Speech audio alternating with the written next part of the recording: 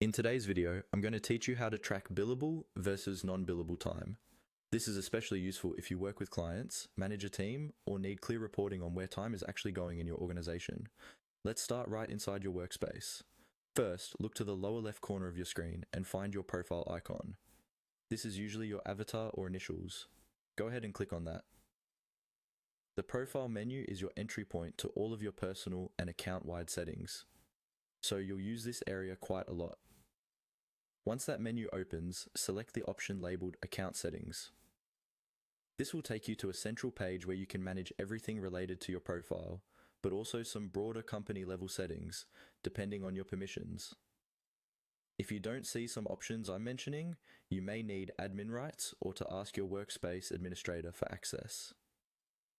On the Account Settings page, look for a section called Human Resources or HR and click on that. This area is focused on people management, users, roles, and in many setups, time-related configuration. Because tracking billable and non-billable time is tied to individual users, we need to start here.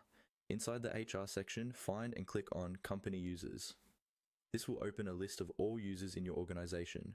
Think of this as your directory of everyone whose time you might want to analyze, including teammates, contractors, and other collaborators who log their work. From this list of company users, select the specific user whose time you want to review. This could be yourself, a team member, or anyone whose billable versus non-billable breakdown you need to see. If there are many people in the list, use any available filters or search boxes to quickly find the right person.